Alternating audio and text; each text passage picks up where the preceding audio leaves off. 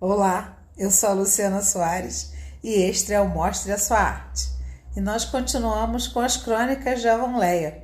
Nós vamos para a terceira parte dessa crônica, que temos o Sr. Abel, o Sr. Leonard, Philip Moore e tantos outros protagonistas dessa história, cada vez mais instigante e intrigante sobre esse violino, sobre esse tocar violino.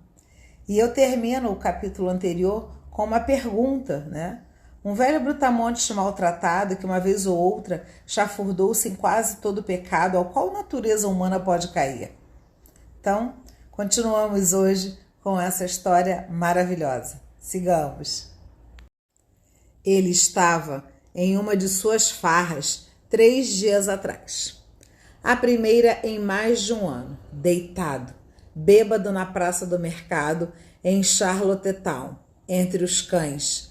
E agora ele está tocando algo que apenas um jovem arcanjo nas colinas do céu seria capaz de tocar. Bem, isso tornará minha tarefa ainda mais fácil. Abel sempre se sente arrependido no momento em que é capaz de tocar seu violino. O Sr. Leonard estava na soleira da porta. O cachorrinho preto o revistou ao encontrá-lo e a gata cinza esfregou sua cabeça contra a perna dele. O velho Abel não o notou. Ele estava ritmando o momento com a mão erguida e o rosto sorridente com a música de Félix. E seus olhos eram jovens novamente, brilhando de tanto rir e de pura felicidade. Félix? O que isso significa? O arco de violino caiu da mão de Félix e ele se virou e encarou o avô. Ao encontrar o ardor de pesar e a mágoa nos olhos do velho homem, os seus nublaram-se com uma agonia de arrependimento. Vovô, me desculpe. Ele desatou a chorar. Ora, o velho Abel havia se levantado de modo reprovador. É tudo culpa minha, Sr. Leonard. Não culpe o garoto. Eu o persuadi a tocar um pouco para mim. Eu ainda não me sentia em condições de tocar o violino. Tão cedo depois da sexta-feira, você sabe. Então eu o persuadi. Eu não lhe daria paz até que ele tocasse. É tudo culpa minha. Não, disse Félix, jogando a cabeça para trás. Seu rosto estava branco como mármore, mas parecia em chamas com o desespero da verdade e o desprezo pela mentira de proteção do velho Abel. Não, vovô, não é culpa de Abel.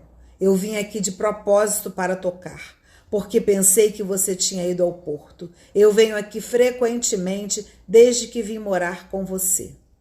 Desde que veio morar comigo, você me enganou assim, Félix? Não havia um tom de raiva no tom do Sr. Leonard, apenas uma tristeza imensurável. Os lábios sensíveis do garoto estremeceram. Perdoe-me, vovô. Ele sussurrou de maneira suplicante. Você nunca o proíbe de vir, interrompeu o velho Abel com raiva. Seja justo, Sr. Leonard, seja justo. Eu sou justo. Félix sabe que me desobedeceu, no espírito, se não na palavra. Você não sabe, Félix? Sim, vovô, eu errei. Eu sabia que estava errado toda vez que vim. Perdoe-me, vovô. Félix, eu o perdoo. Mas peço que me prometa, neste momento, que você nunca mais, enquanto viver, tocará um violino. Um vermelho sombrio correu loucamente pelo rosto do garoto. Ele deu um grito, como se tivesse sido açoitado com um chicote. O velho Abel saltou aos pés do pastor. Não peça tal promessa a ele, Sr. Leonard, ele gritou furiosamente. É um pecado, é isso que é. Homem, o que te cega? Você está cego. Você não pode ver o que há no garoto. Sua alma está cheia de música. Isso vai torturá-lo até a morte. Ou pior, se você não deixar que isso aconteça. Existe um diabo nessa música, disse o Sr. Leonard veementemente. Sim, pode haver, mas não se esqueça de que também há um Cristo nela. replicou o velho Abel em um tom tenso. O Sr. Leonard pareceu chocado. Ele considerou que o velho Abel havia proferido uma blasfêmia. Ele se afastou dele com reprimenda. Félix, me prometa. Não havia sinal em seu rosto, ou tom que ele iria ceder. Ele foi impiedoso no uso do poder que possuía sobre aquele espírito jovem e amoroso. Félix entendeu que não havia escapatória, e seus lábios estavam muito brancos quando ele disse: eu prometo, vovô. O senhor Leonard deu um longo suspiro de alívio. Ele sabia que a promessa seria mantida.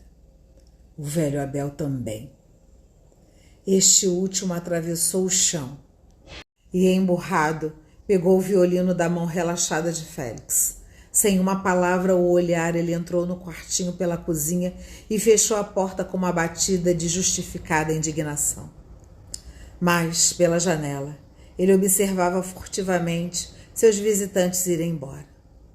No momento em que entraram no caminho de bordo, o senhor Leonard colocou a mão na cabeça de Félix e olhou para ele. Instantaneamente o garoto jogou o braço por cima do ombro do velho e sorriu para ele. No olhar que trocaram, havia amor e confiança ilimitados. Sim, e boa comunhão.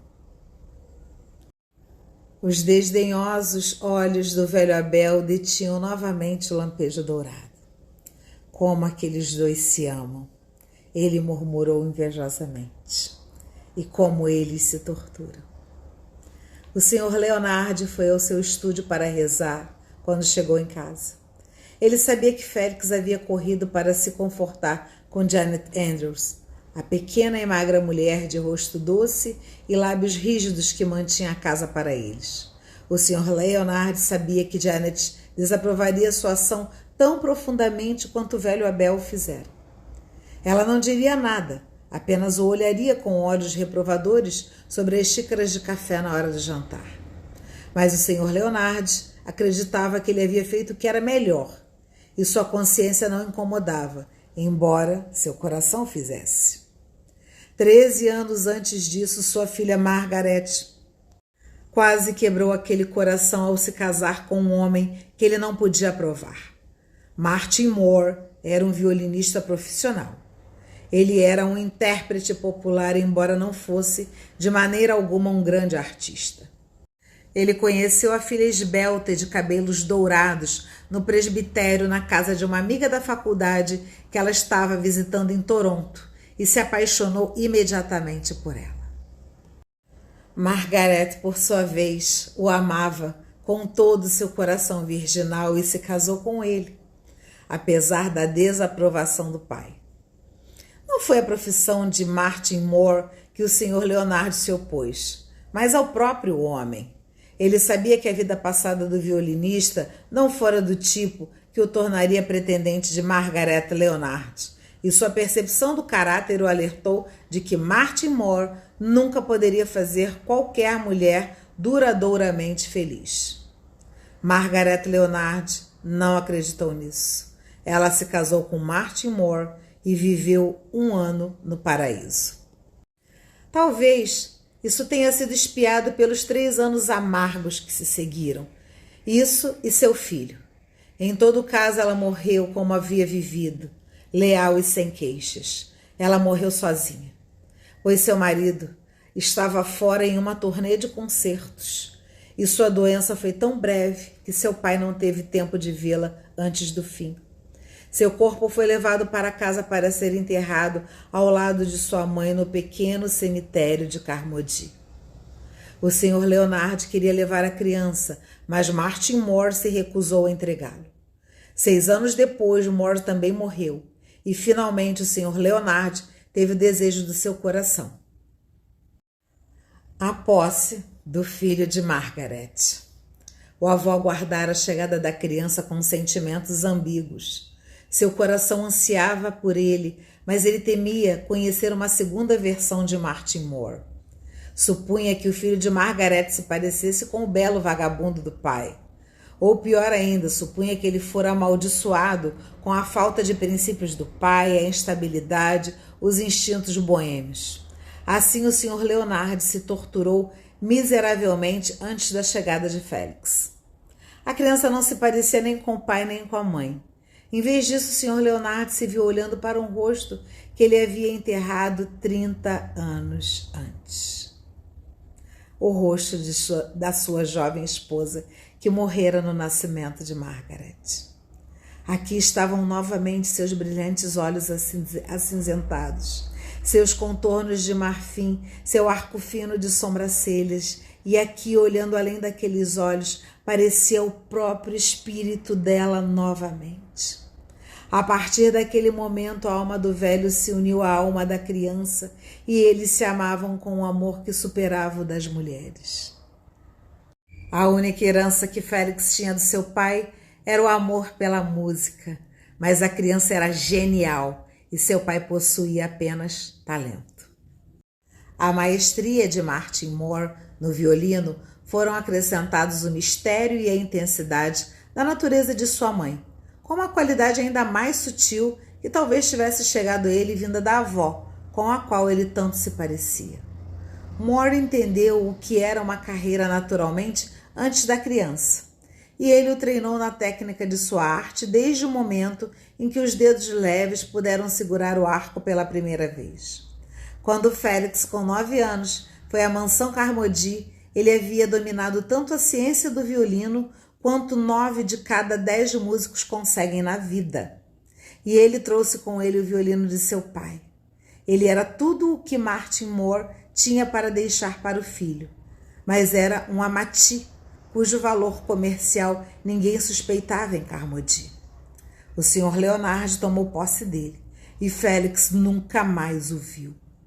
Ele chorou para dormir durante muitas noites pela perda do violino. O Sr. Leonard não sabia disso, e se Janet Andrews suspeitava, ela segurava a língua, uma arte que ela dominava. Ela mesma não via nenhum mal em um violino, e considerou o Sr. Leonard absurdamente rigoroso no assunto, embora isso não fosse bom para o infeliz forasteiro que se aventurasse a dizer o mesmo para ela. Ela agira em conivência nas visitas de Félix ao velho Abel Blair, conciliando o assunto com sua consciência presbiteriana por meio de algum processo peculiar, conhecido apenas por ela mesma. Quando Janet soube da promessa que o Sr. Leonard exigira de Félix, ela ferveu de indignação, e, embora conhecesse seu lugar, melhor do que dizer qualquer coisa ao Sr. Leonard, ela manifestou sua desaprovação tão claramente que o velho severo e gentil acabou a atmosfera que até então pacífica na mansão estava, desagradavelmente fria e hostil por um tempo. Era o desejo do seu coração que Félix fosse pastor, como ele gostaria que seu próprio filho fosse, caso tivesse um. O Sr. Leonard pensou devidamente que o trabalho mais elevado ao qual qualquer homem poderia ser chamado era uma vida de assistência aos seus companheiros, mas ele cometeu o erro de supor que o campo de serviço era muito mais estreito do que é. E isso ao deixar de ver que um homem pode atender às necessidades da humanidade de muitas maneiras diferentes, mas igualmente eficazes. Janet esperava que o Sr. Leonard não exigisse o cumprimento da promessa de Félix. No entanto, o próprio Félix, com a compreensão instintiva do amor perfeito, sabia que era inútil esperar qualquer mudança de ponto de vista do seu avô. Ele se concentrou em manter sua promessa em palavra e em espírito. Não foi mais à casa do velho Abel, nem mesmo tocou no órgão, embora isso não fosse proibido, porque qualquer música despertava nele um ardor de anseio e êxtase que exigia ser expresso com uma intensidade a não ser suportada. Ele se lançou implacavelmente a seus estudos e memorizou os verbos latinos e gregos com uma persistência que logo colocou à frente de todos os concorrentes. Quantas informações, né? Nessa terceira parte. Eu gostei muito. E estou gostando muito das crônicas, desta crônica específica. Claro, né, vai ter uma continuidade, terminou de uma forma... Nós tivemos aí muitas emoções à flor da pele, né, promessas que têm que ser cumpridas, apesar de sabermos que... aliás, apesar de ainda não sabermos, né, onde é que tudo isso vai dar, o que efetivamente vai acontecer, o desenrolar, né, dessa crônica, mas eu estou bem positiva que Félix conseguirá um dia retomar tocar um violino e particularmente esse que foi o do pai dele. E você, o que você acha? Me conta aí, escreve aí nos comentários. Quero saber se vocês estão gostando, tá bom? Então, essa é a terceira parte, sigamos para a quarta parte. Eu disse para o Arthur que parece uma mini novela. Essa mini novela tá bem interessante, né? Então dá tempo até de reassistir, de ouvir. Até logo, até a próxima.